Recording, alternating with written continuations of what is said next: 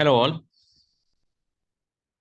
इस लेक्चर में हम एक रेक्टिफिकेशन एंट्री करेंगे और ये क्या यहाँ गलती हो गई है। Cash receive from Ankit. Ankit से आपको कैश मिला है 2500 rupees, has not been posted in his account. Posting का मतलब होता है जर्नल से लेजर में ट्रांसफर करना। यानी कि आपने इस एंट्री को जर्नल में कहाँ लिखा होगा? आपने इस एंट्री को जर्नल में लिखा होगा। जब कैश रिसीव फ्रॉम अंकित है तो यहाँ पे कैश अकाउंट, कैश बुक में क्या लिखा होगा? टू अंकित लिखा होगा। ठीक है, ये हो गई आपकी कैश बुक। तो कैश बुक में टू अंकित आपने लिखा 2500। अब देखो, जर्नल से दो जगह एंट्री जाती हैं, एक तो कैश अकाउंट में जाती है और एक अंकित के अकाउंट में जाएगी। ठीक है, तो कैश अकाउंट में जाती है और अंकित के अकाउंट में जाएगी। अब हमको ये चीज़ पता है कि कैश बुक के बाद कैश अकाउंट नहीं बनता है। ठीक है, और अंकित के अकाउंट में जाएगी ये एंट्री, और अंकित के अकाउंट में कहाँ जाएगी? अंकित के अकाउंट में जाएगी ये क्रेडिट में। क्यों? क्योंकि अंकित क्रेडिट हुआ है। तो बाय कैश अकाउंट 2500।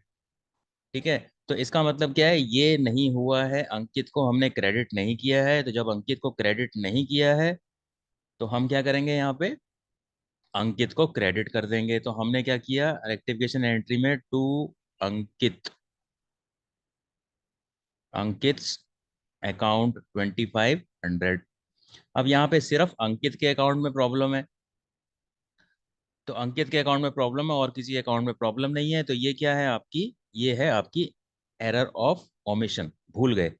ठीक है, एरर ऑफ ओमिशन है और सिंगल वन साइडेड एरर है ये। तो वन साइडेड एरर में दूसरा अकाउंट हम क्या लेते हैं? सस्पेंस अकाउंट लेते हैं।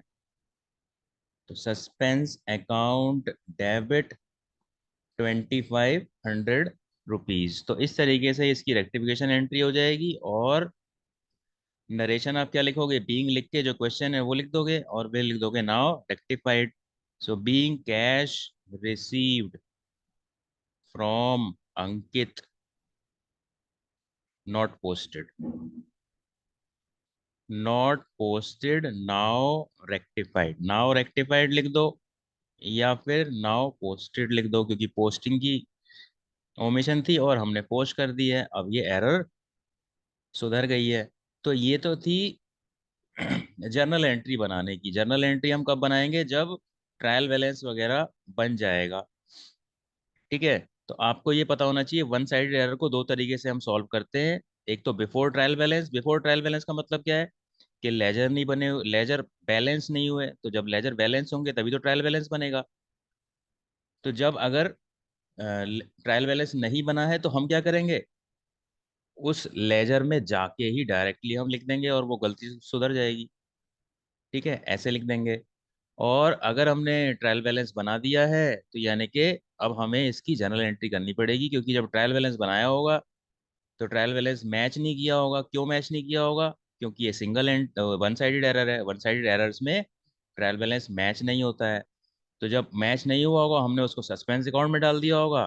तो अब हमें सस्पेंस अकाउंट को यूज करना पड़ेगा। ठीक है, और अगर इसी क्वेश्चन में ये बोला गया हो कि ट्रायल बैलेंस नहीं बनाया गया है तो इसका आंसर कैसे होगा?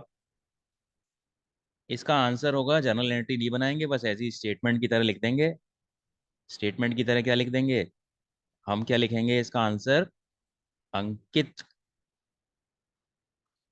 अंकित account will be credited as. ठीक है, और क्या लिखोगे अंकित के अकाउंट में क्रेडिट साइड में? By error of not posting. ठीक है, ये ब्रैकेट में लिख दोगे और अमाउंट आप लेजर में क्रेडिट में लिख दोगे 2500। तो ये एरर सॉल्व हो जाएगी। लेकिन ये तरीका कब करोगे? जब आपने ट्रायल बैलेंस नहीं बनाया गया है, यानी कि बिफोर ट्रायल बैलेंस। यानी कि बिफोर ट्रायल बैलेंस अगर हम वन साइडेड एरर को रेक्टिफाई करते हैं तो हम जर्नल एंट्री नहीं बनाएंगे, हम लेजर में ही लिख देंगे। क्या लिख देंगे? ये लिख देंगे बाय एरर नॉट पोस्टिंग। तो लेजर में ठीक हो जाएगा वो।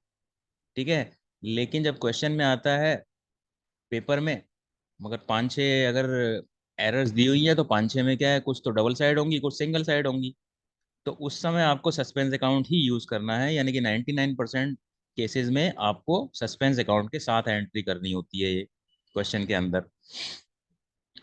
ठीक है, तो जब सस्पेंस अकाउंट के साथ एंट्री करेंगे तो ये वाली एंट्री हो जाएगी जो हमने की है यहाँ पे। और ये एंट्री कब होती है? After trial balance.